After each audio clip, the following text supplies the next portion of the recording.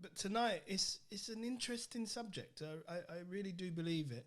It's one that I think is really, really important, and also one that many people are struggling with. Many parents are absolutely at their wits' end for a number of reasons, especially when something has been quote unquote enforced on you rather than your preferential choice. But today we have our special guest speaker. I'm on my P's and Q's here because I can see that my colour's all washed out. I'm a bit orange, and he's a bit of a specialist. I mean, he's considering your lights are too bright or what. But nevertheless, we're here and we're just going to have a great conversation with someone who I respect deeply because of what he does and who he is. You know, sometimes we do things and we get respect because of what we do, but that's not necessarily because of who you are. You could be a prime minister and we have to respect you, but not necessarily because of who you are. I like this guy because of who he is and what he does. All right. And you're going to hear a bit more about him in a minute. And I do want to, I think, you know what I've realized is that many times we run out of time in these sessions. So I'm going to get started as quickly as possible because I'm sure he's got a lot to share. So let's do that. Let's start. Let me introduce. Hi, Nicole. You all right? Let me introduce you to our special guest tonight. His name is Colin Edwards. Colin Edwards, welcome to the Wellbeing Cafe. Hi, how you doing? All right, I'm doing well, my friend. It's good to see Good. you again. And more importantly, Colin, we're going to do a little bit of an interview. I'm going to ask you a few questions and hopefully you can answer them. I'm sure you can. And then we're going to just, hopefully have time to open this up to the audience and the people in the room to just share some questions because it's a tough thing that you're doing. And today we're going to be talking about the truth about homeschooling. And obviously during lockdown, many parents have had to become quote unquote teachers without any qualifications. If you're like me, I honestly really can't remember much about trigonometry, but I was very good at maths when I was younger. And I also noticed that the whole measuring of performance thing has changed. When I was at school, we were coming out of O levels and A levels, and then I was the first year that went into GCSEs. And so the concept is different. And then even more recently, the marking of the grading from grade A to E or grade A to U has changed. And if you're not up to speed, it's very, very difficult as a parent to even know what's going on. So Colin, you're the star of the show tonight. And obviously, I've come to realize that you homeschool your children. So if you could just tell us, just one. Okay, perfect. If you could tell us a little bit about yourself, and then tell us how old your child is, and then I've got a barrage of questions for you, sir. Okay. So please go ahead. Okay, so my name's Colin Sorry, Colin. Edwards, and Sorry, Colin. I've done a fundamental error. I yeah. normally ask everyone to welcome you. So can we do that first, please, ladies and gentlemen? Can we welcome Colin, give him some love, thumbs up, hand claps, thunder claps, heartfelt, all the rest. Yeah, there you go. That's better. Cool. Please go ahead, Colin. Okay, so my name's Colin, and I'm 45 years old, a father of three. Me and my ex-wife, we split up quite a few years ago now, probably about 9 years ago. But we've always stayed in contact. We've remained friends, and because we have obviously three children together. We remain friends, and we take it in turns to bring up the children. Sometimes they come to mine, sometimes they stay at hers. But when my son turned about 13, he came to live with me permanently. She's married again, but as a young man, we thought that it would be best if he came to live with me, and then I could kind of guide him, in growing up, especially in this day and age. It's good to have a male figure around, and one that's got quite a vested interest. And my daughters, they're fine. They love their mum, so they don't mind spending all the time with her. So yeah. Work-wise, I've always been into technology. whether it's been in the retail sector or high up in the business to business. So I could have worked from anywhere from staff training in Tesco's to, as you know, Microsoft. So it's, yeah, very varied. Brilliant, Colin. And I respect your track record, as I mentioned earlier. So can you just, in a nutshell, just to eradicate all preconceived ideas and notions, could you tell us what homeschooling is? Homeschooling, it's difficult. That's what it is. um, to, See, homeschooling, when I thought about homeschooling, just thought about people following what the school did. So you would get, your child would start at 9 o'clock, they would finish at 3 o'clock, and you would teach them all the lessons that they had at school. But it didn't, I found like it didn't really work like that. I found that we had to kind of work out our own routines and what's best for him to do. So we had to look at his strengths and weaknesses first. So I'm going to say, Mike, that I think homeschooling is going to be quite different from house to house and child to child. So, Colin, why did you choose that route of homeschooling? My son, he just wasn't getting on in school, really. He's never been in trouble for anything crazy. He was just wasn't getting on in school, bit cheeky, and I think the teachers found him a handful, always joking around and stuff like that. And then it got to the point where, he got on a few lists, and I know where them lists go. So I thought, you know what, let me just handle this now. Yes, yes. And how old was he when you decided to do that?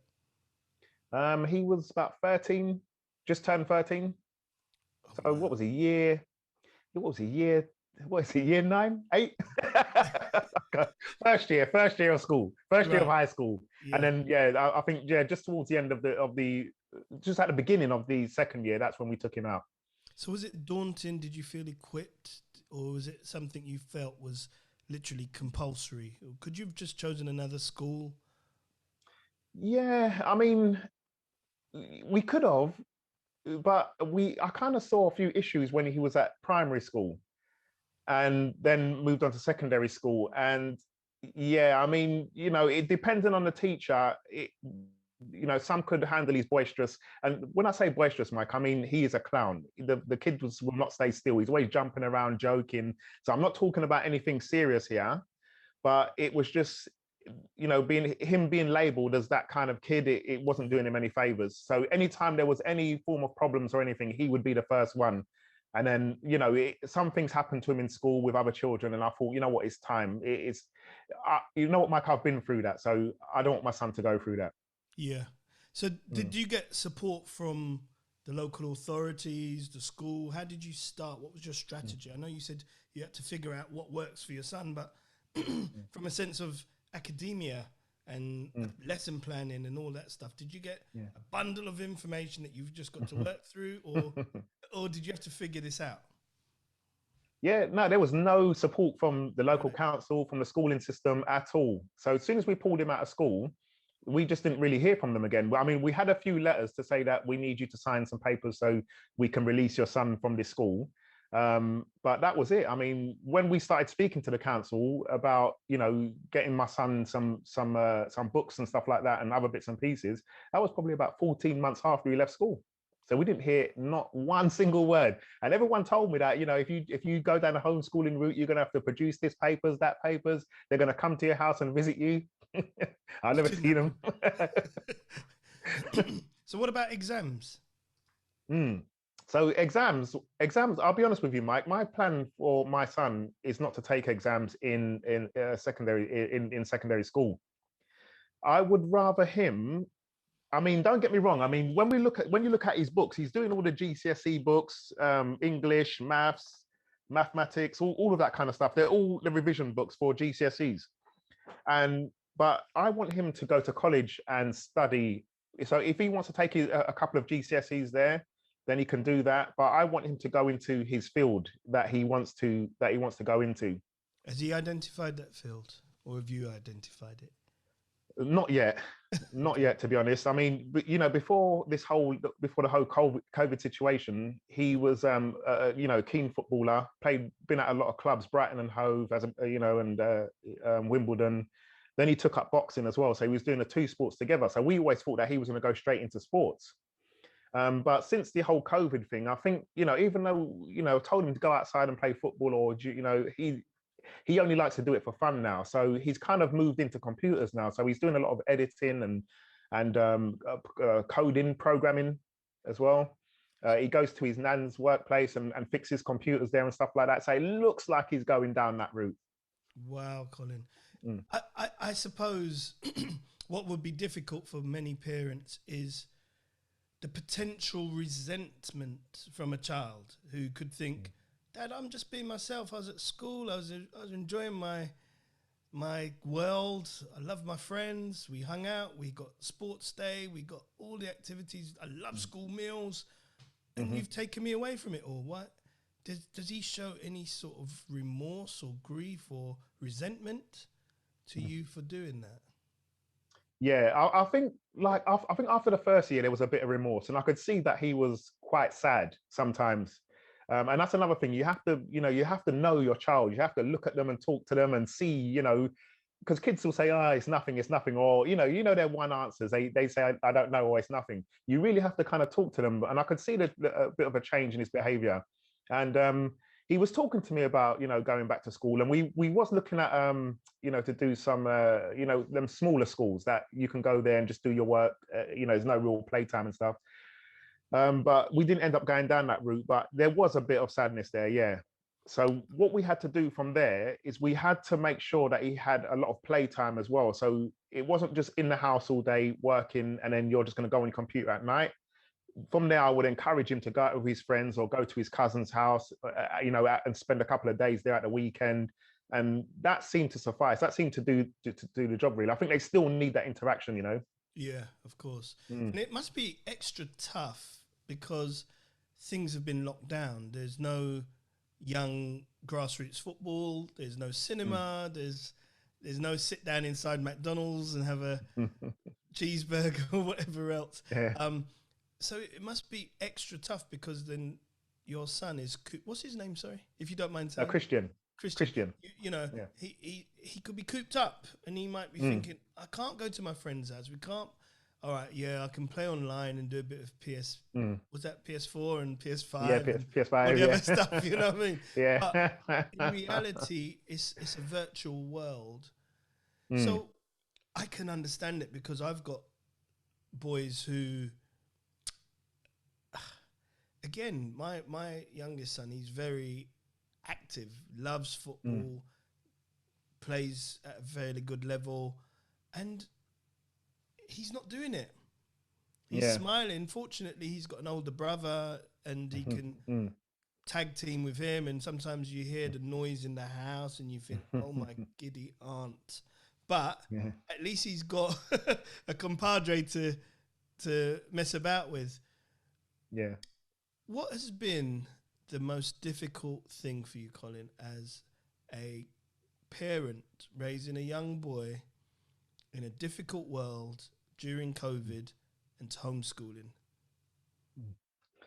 I think the difficult thing, I think I have to look at myself, Mike. I had to take a really good look at myself. My habits, the things that I do myself were not really good for him, to be honest. I'm up all night working, editing, doing whatever.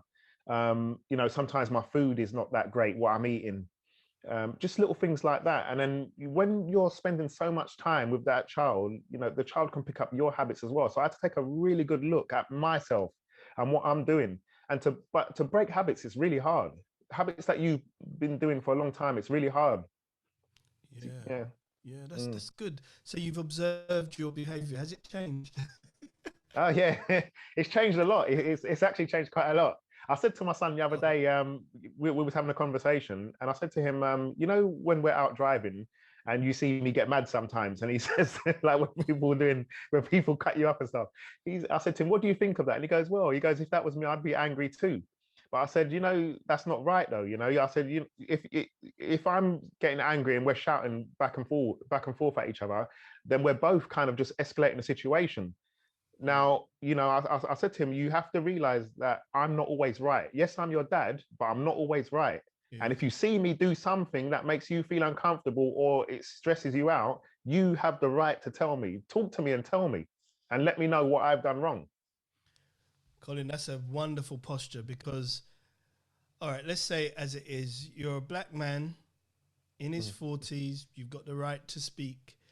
And there's not many that will humble themselves to that position where we're saying to our teenage sons, tell me, tell me what I've done wrong, you know?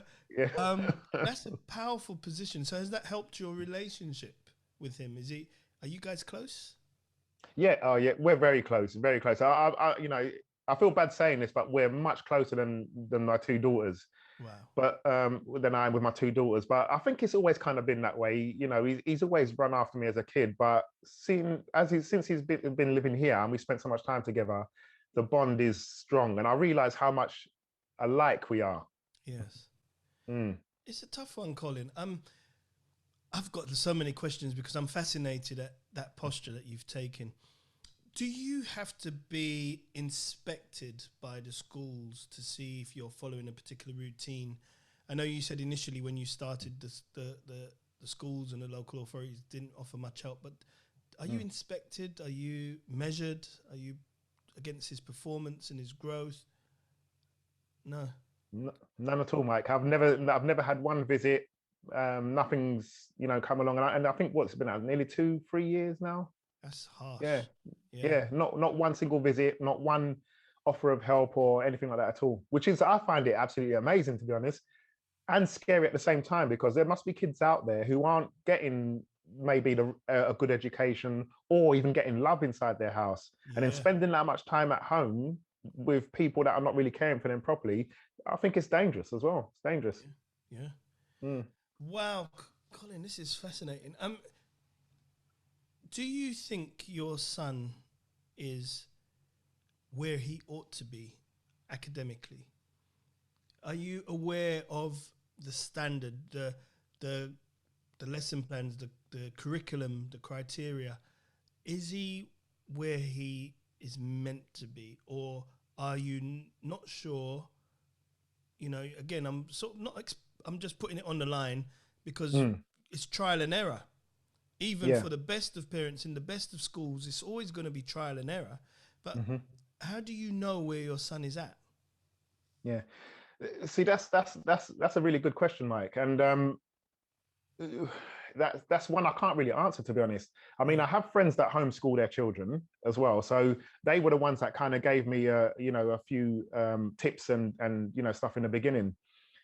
In terms of academically, if you wanted to put him in a school and for him to take exams, I'm fairly certain he would pass them. Might not pass them, with the highest marks, but I'm fairly certain he would pass them. Very, very clever child in terms of because the work we do is varied.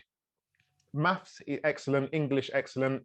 There may be a few areas he's lacking, Mike. But the way I see it, the world is changing now. So when I look at the school system and the way that we work now, everything is changing. So I'm just preparing my son to be able to function in the future, in the world coming. Yes, yes. Mm. And do you think that world coming, the new normal, will consist of a bit more home learning environments where children have to do a bit more tasks at school?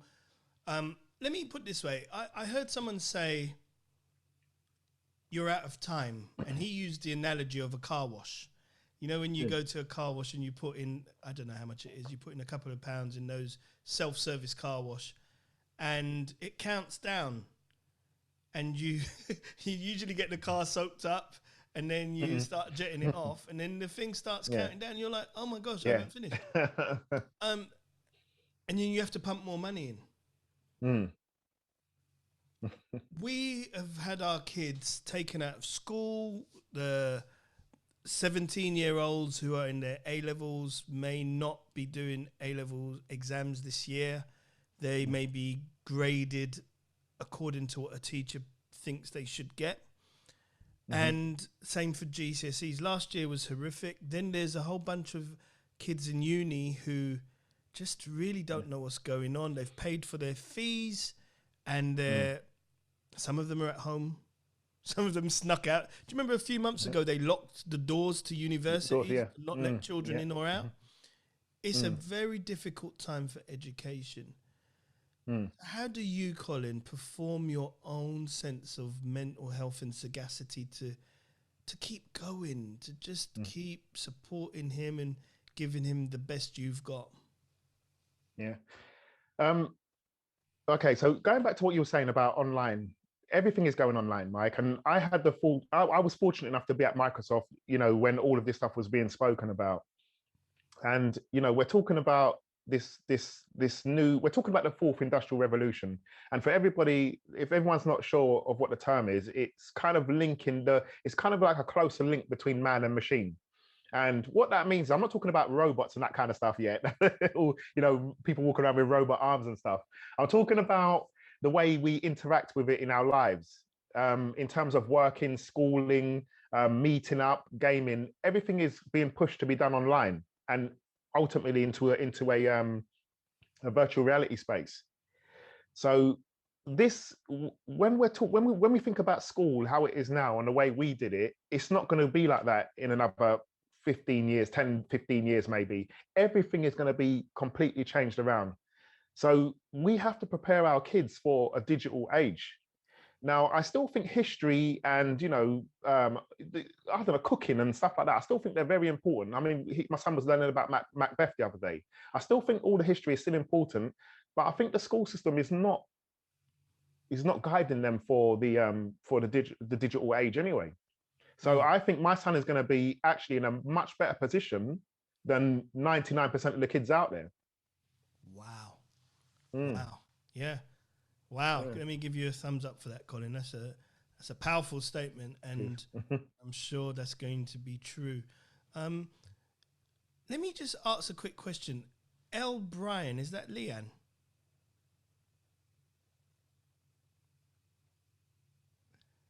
I'm hoping it is. No, I just know of a school teacher called L. Brian. It would have been really good to hear her thoughts. Never the mind. Colin, so back to your mental health then, and your challenges, and whether you feel you're doing a good job or not. How do you keep yourself and your mind in a space where you're being the best you can for your son and the best for yourself, father and teacher at the same time? I just think I've got to stay positive, Mike, to be honest. That's the key, is to stay positive. There's so much stuff. I don't like to compare myself to anybody else, okay? Because you shouldn't compare your standards or make you feel better because somebody else is worse off. But we have to face reality that there's a lot of people out there that are going through some serious, serious hardship out there. And my thoughts are, we're warm, we've got money. Their mum is my ex-wife is fine. My daughters are fine. They get everything they want. They have everything that they need. I don't need to really worry about that, Mike. So when I think about that in that sense, I'm grateful. We've been in lockdown for so long, and people getting stressed out, and we're tired of this being in the house and can't go and do the things we wanted to do. But we still have to remember that we are in a very fortunate place. I talk to people from my camera circle online and who live in, I don't know, Dominican Republic and places like that. And it's really tough for them. They're having to sell all of their gear, their camera gear, just to get by. And then that camera gear is that's their livelihood. So it makes me feel sad that people have to do that. And then when I look at myself, I say to myself, Colin, you've got nothing to complain about. Yes, it's tough. Mentally, it's tough. But, you just have to kind of pick yourself up and just keep going. Wow. Well done, Colin. Well done. So that resilience there and appreciation, that gratitude is really important in this. Yes, gratitude. Yeah. So Colin, that leads me on to just staying in this sense of your emotions, the state of mind and so on, because many teachers, just historically, teaching has been such a difficult job. Oh, yeah. I was saying to someone the other day, when you buy into something, you've got to buy into it with your eyes wide open. If a woman typically was going to marry a footballer, she can't complain if he's not there on a Saturday afternoon to do the shopping run because he's playing football. You know what he does, right? You can't say, if you're going to marry the Prime Minister, you can't expect him to be at home at 7 o'clock to watch EastEnders with you or whatever time EastEnders comes on, right? You just know the role. You can't be a person who expects to have access to your partner if they're a teacher at 7:30 in the evening or 8 o'clock or 9 o'clock, because they're typically marking papers and doing all of that stuff, lesson planning for the next day and the next week, etc. So you've done a course with the IOW. How did you find it? Did it help? Did it help you? I'm hoping you say yes. Please say yes. You see, Mike. You see, one reason why I spoke to my son, when I said I spoke to my son, I told him, if you see me do anything wrong, let me know. Tell me what's upset you, what I've done. I'm quite a stubborn person, and I think I know everything. And I'm glad that I lost a debate online probably about a year ago or so, and I looked really stupid. And that was the first debate I've ever lost. Okay, but that humbled me to a point where I said to myself, Colin, you don't know everything you think you know. And when I watched the course and listened to what you were saying, I didn't think I would get anything from it, Mike. I didn't. I didn't think I would get anything. I thought, no, I'm all right. I know what I'm doing. But listening to some of the things you said of, taking time and for yourself and going out for walks, getting exercise and talk to your child and, and about the emotions and looking at them. And it's crazy how much it opened my eyes to things. And that conversation what I had with my son, if you ever see me do anything wrong, that was a result of watching the videos, because you have to have that connection. If you're not talking to people when the communication's not there, that's when I think people can go into a hole and go into the deepness and think that they can't really talk to you about things. And if they're suffering from this lockdown and stress and they think, no, because my dad will think I'm weak or something like that, I don't want him to think that. I want him to be able to communicate with me and talk to me, Yes. And on the back of that, we've gone out, we take walks, it might be just up the road and just around a little grassy area. We had a cinema night, and one night I asked him, do you want to, I don't like to order takeaway much, but I asked him, do you want to order some food and takeaway? I said, choose anything you want. And he chose Nando's, and it was just those little things, getting those little tips from the course. It's really helpful, Mike. I'm serious. Wow, it's really helpful. Thank you, man, and I'm glad you've implemented it, because you see that's what the aim is for someone to take the information and then utilize it, try it, test it, and deploy it, and then watch it manifest. It does work. It's universal. And I'm so glad I've got a teacher or someone who works in a school at the very least. I'm online, and I'm going to pull on him in a minute, because one of the things that I realize, and that's Stephen Brooks, Lord Stephen Brooks. He's going to slap me when he sees me, metaphorically. But I got a lot of respect for Stephen as well. I've known him a very long time, and thank you for joining us, Steve.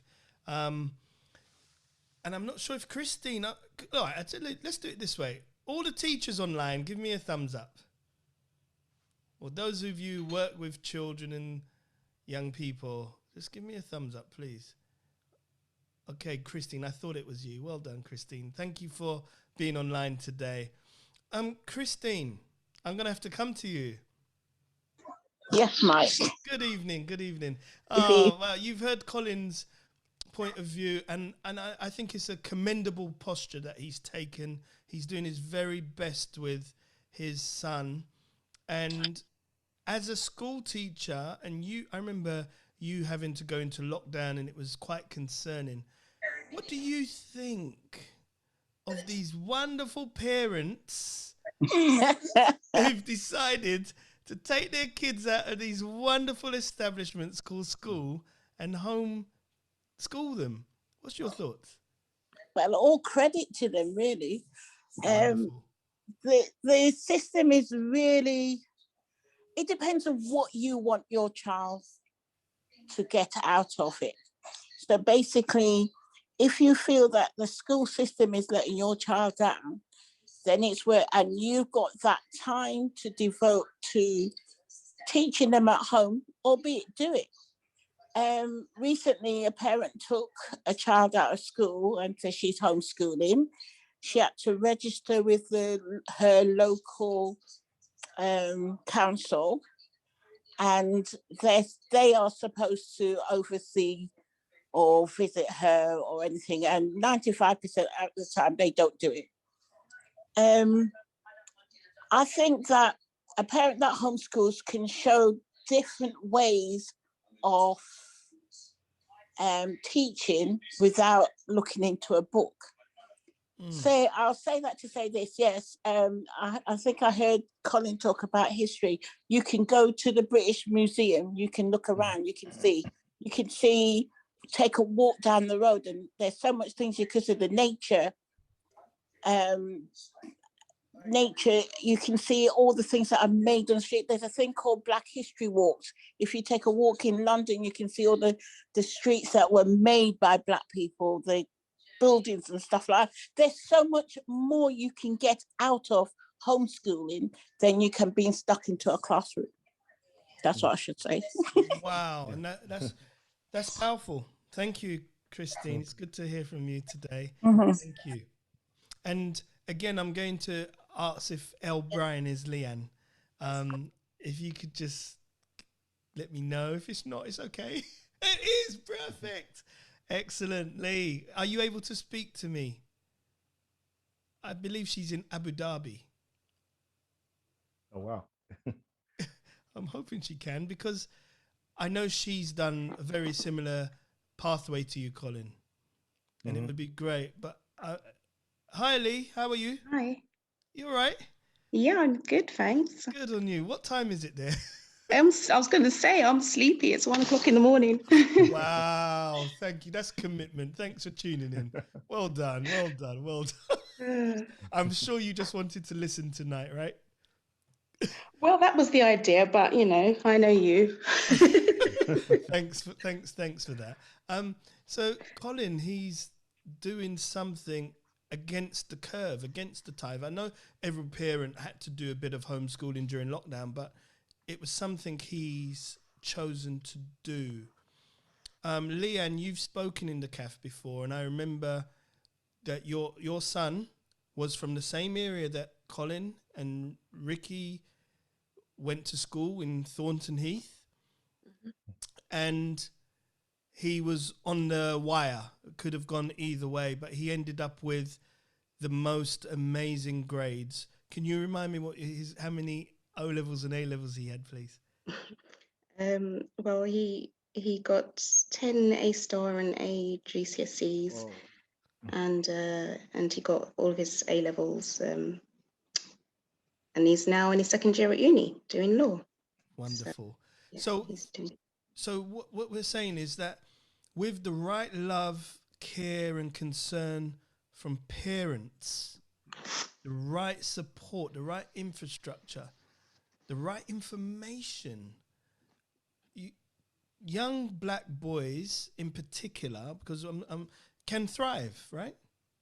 Oh, absolutely. Young white boys can thrive, right? Because there's a recent thing about working class white boys that they're not getting the same opportunities. So is it about the information and the environment that can really cause any child to flourish? I would 100% say it's the environment for sure. And I should also say that I completely agree with what Colin has been saying, and the way that he's going about things. I think, that idea of being able to teach them what you want them to learn from home, and what he talked about as well with the future and knowing how you're going to fit into that world. You're not necessarily getting that from your mainstream education.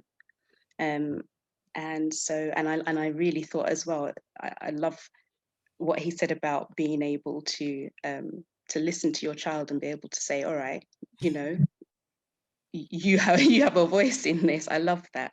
That is definitely something that we should be doing to kind of guide our children and make sure that they know that they have a voice in this world as well, and that their opinion is valued, and how to communicate that effectively.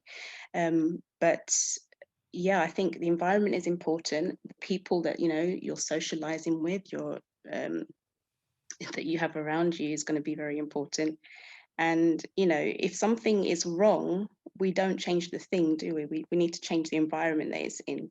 If a flower's not growing, you know, you're looking at, has it got enough sunlight? Does it have the water? Does it have this? That's, you're not just going to chuck it away. So yes, environment is important.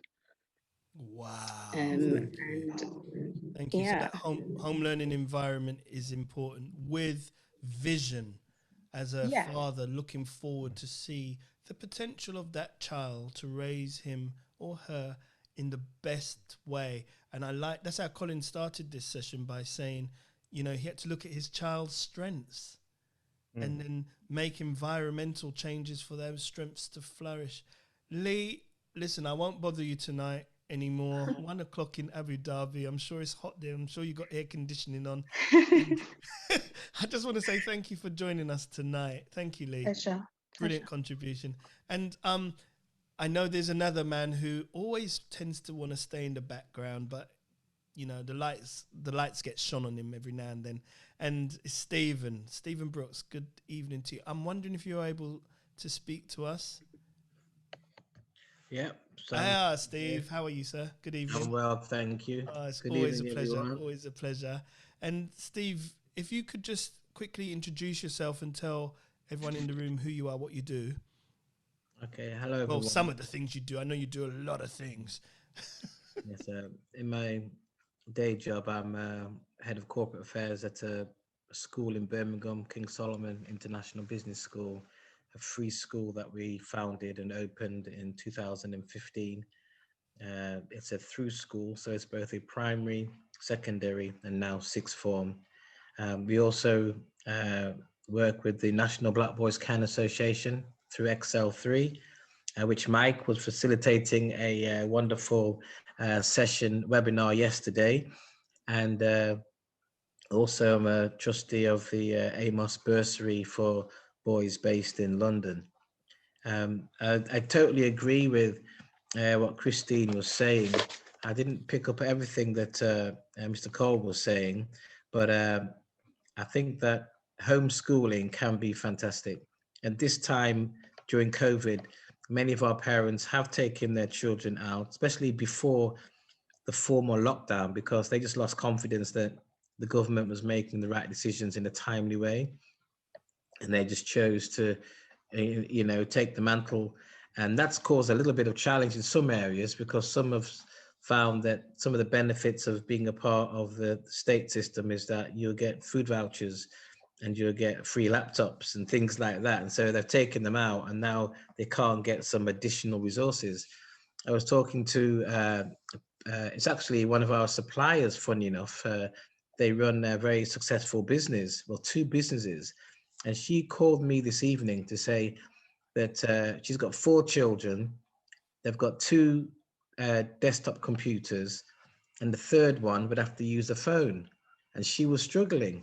And it made me think, because they're quite affluent people, but she was seemingly struggling and couldn't justify buying another computer for a primary school student. So something that has really come through is the disparity and the access to resources, and we start really understanding what social deprivation is now in the context of education.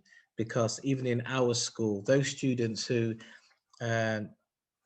those parents who chose to take their children out, some of them have got great news. They've been thriving. They've carried on, because in all intents and purposes, their education has continued.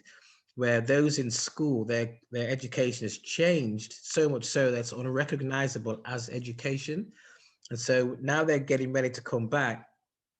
Just like the teachers, a lot of transitioning, getting them back to learning the way, you know, we're taught to learn and be educated. So so we have to bring our teachers back to get them back into the zone of not looking into a screen. And then our students, we know that there's probably not going to be a lot of education. There's going to be more well-being and reconnecting. But those who have been homeschooling are actually have been marching on, because when they look around them, it's the same old. Mom's in front of me, dad's in front of me, or whoever it is, and the program's still running. So I anticipate there's going to it'd be an important piece of research for those who have been homeschooling over the last 18 months to see how they have progressed in comparison to those that have been state schooled. The only thing is that exams aren't there, so that's a challenge. That's a disadvantage, I suppose, especially for homeschoolers, because they can't have a benchmark. It's very difficult to get your parents' views because they're not classed as teachers. So when it comes to getting a certificate, I don't know, Roxy could probably comment on how the government is going to deal with that when it comes to homeschoolers and getting their own certificates. But one thing about homeschooling is that it's the ideal environment. It's one-to-one teaching. But I think Dr. Mike said it, which was, you've got to have a vision. You've got to have a homeschooling curriculum. It's not a matter of just being at home and learning from your environment only. You've really got to have a plan and a strategy. And it's got to start from the family strategy of what education and values are, but also the young person's map of the world. I often have to take children around the school, and after this wonderful tour, and you're showing them all these shiny little things and knobs and nice flat walls and lovely equipment and everything, I go down into reception. I say, this school is not about shiny things. It is about, you've got to ask yourself the question, does your child fit? And there's lots of schools that are craking and got little crack windows and the grass is growing a bit tall, but it's the right fit for your child. So don't get distracted because the school looks pretty. You know, you have to go home and really meditate and really, does my child fit in this environment, this culture? Because it makes all of the difference. So as a parent, you have to have the vision, you have to have the curriculum. I can't stress that enough. And so one of the wonderful things is actually being able, we all seen Lewis Hamilton, Tiger Woods. These are homeschooled, to be honest. These are exceptional people in all intents and purposes have been homeschooled. Parents have seen their bending, which way they're going, where their talents are, and just zeroed in on that one thing. Those core skills, and they're at the expense of so many other things, and yet they've come out brilliantly. So I find it very difficult to criticize homeschooling, because when when we had our children, it was one of the key things for me was I actually didn't trust giving my children over to somebody else. I thought I could do it better, but then I'd have to give up my work and I'd have to make these different types of sacrifices. And so then I wouldn't be able probably to give them the education that I would have liked to do and the other things around it. So I respect the sacrifices of any homeschooler. And I think then there needs to be more responsibility for the state, not to abdicate from supporting homeschoolers, but to integrate them more, because we found that there's a growing trend of parents, especially Black parents, who are simply saying, enough is enough. The system is the system. And if we look at all the government statistics, they're saying that for example, Black Afro-Caribbean boys, the education gap is not going to level out between now and 2045. Wow. We're going to be great grandparents by then. So we've got to do something now. And so I really do respect the fact that so many people are taking the mantle, making the personal sacrifices. But there's another issue. I was invited to a school, a very affluent school. I didn't want to go because I thought, what can it offer me? I just thought they were just going to show me around the school and show me how great it was. And I wasn't really bothered, to be honest. But somebody said to me, no, you need to go. I went. And it was a school where the Queen is the patron, and the train stops at the station. I've never been to a school where the train stops, at the school. So the station is in the school grounds. Can you imagine that? Yeah. So I'm thinking this is a completely different level. And before you get to the school, there's a massive drive, and there's football pitch, rugby pitch, so pitched. You can't even, then you see all the teachers' homes. And I was thinking, wow, this is amazing. And I was still thinking, why am I here? Because they're just going to show me around an aspiration that is just an aspiration. I was met by some students who are wearing long yellow knee socks, height socks, and long black tunics with a leather belt around them, and they're wearing Dr. Martens shoes. And anyway, and I thought, what is this? And to my surprise, many of them were black children. I thought, wow, what's going on here? And then I was told that they're on scholarships of £25,000 a year. And I goes, that can work. And then so they were there. But what the problem was, we went to their theatre, and it was like the Little Vic. Like you all know about the West End. It was like going to the West End. Their theatre, their set venue was just, everything about the school was just phenomenal. We sat down to have a cup of tea and a coffee, because I'm still thinking, why on earth am I here? I can't take their uniform.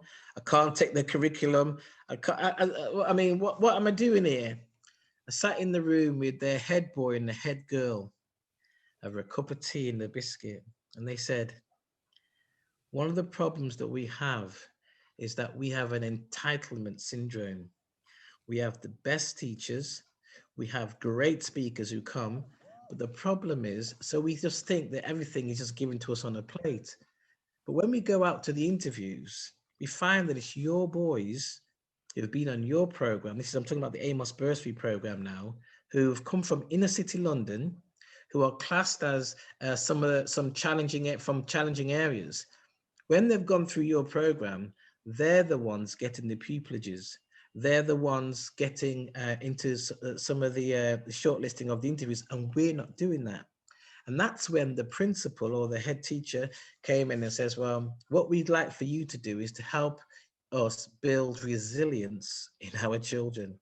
And that's when I got it. They had everything seemingly right, but what they didn't have was that personal resilience to how to negotiate, that street smart, that code switching. You're looking at somebody and you realize they're not really listening to me now. Let me turn it around and let me go another way. Does that make sense in your conversation, in negotiation? And that's what inner city boys, especially, have a bit of now. They will survive. They know what the end game is. They're trying to get there at any cost. And they were time and time again beating the most, I would say gifted in to use for a better term, young people who had everything given to them. And that's what the offer was. And I think parents are able to see the potential in their children more than a teacher and say, because we always say that parents are the first and primary teachers of their children and the most important teachers. And every single one of us now, we are still living our lives by some of the values, and we're making decisions now. Some of our parents have passed away, and we're still trying to please them. We're still trying to live up to those values. So we've got a massive responsibility of parents. So I commend you all who are homeschooling, most definitely. Wow. Thank you, Stephen. Thank you. Brilliant. And it's a prudent reminder. Yesterday, I got a lovely message from Auntie Queen. She sent me a snippet of something I spoke about in the cafe I think it was episode 1 of lockdown. And it was around survivorship bias. And one of the things, Colin, I would encourage you to teach your son and your children is how to survive, how to build that mental fortitude, to not be a dream killer, to not do the things for them that they can do for themselves, to give them vision, to let them stumble at some stuff and they brush themselves down, and create the environment where it's okay to support them as they step up without you necessarily holding them up. So they build their own quote unquote muscles, because that's the thing Stephen just talked about, that they need to know that resilience, that strength. So we're not going to give them the answers. And obviously, Colin, you could look into what learning method suits your son best. Is he auditory? Is he visual? Is he kinesthetic? You know, sometimes it's really good to just go through a YouTube video with him you just said Macbeth or whatever else he's studying, because I couldn't quote Macbeth. I might know one or two statements, but I don't know. I don't know enough, right? And I think that's true of most people in the room. You know, that's why you have multiple teachers, a maths teacher, English teacher, a science teacher, because it's multidisciplined. And yet they expect one person at home to be congruent and all-knowing on all subjects. So we've got literally 5 minutes. Colin, is there any subjects that you find extremely difficult to teach your son? I think just math, to be honest. I mean, I'm okay at math. Not, you know, I'm not the greatest. And that's the craziest thing, that when we're doing math together, he ends up teaching me. So, you know, I've learned a lot since I've been homeschooling. I've learned a lot myself, Mike. I'll be honest with you. A lot of stuff I've forgotten at school, a lot of stuff that's coming back. And yeah, math is is a weak point of mine. And we did actually have an online maths teacher as well. So, you know, I was very fortunate. You know, I'm in a fortunate place. I understand all parents can't do this. It's very hard. But, you know, we had a group of us come together, and we done the maths with a woman online, and she was absolutely amazing. So sometimes you do have to still get that help, you know? Yes. So thank you, everyone. I think tonight has been exciting. And Colin, we salute you. There's a lot of support and a lot of love in the room for you. And the only thing I'll ask is that if you feel that you're at your wit's end or you're struggling, ask for help early. If you ask me or someone in this room, we can point you in the right direction to be supported whilst you support your son. And so you're getting enough props from me. Well done, sir. Thank you for sharing tonight, Colin. Really do appreciate it. And to Councillor and to everyone else who's joined us, Nicole, Marcia, and all the other contributors, really do appreciate it. Christine, and I'm sure Lee's gone now. It's probably 2:00 in Abu Dhabi. But so look, be safe tonight. Be visual in your meditation about your children, about the people you want to engage with, and watch it happen. You know, as Ricky said, water the seeds that have been planted. So, Colin, well done, sir. Thank you very much. Thank you. So everyone else, have a great night, and looking forward to seeing you on Tuesday, right? You look out for your emails. Think well, live well, and be well. Stay safe, all right? Bye-bye, everyone. Bye. Bye.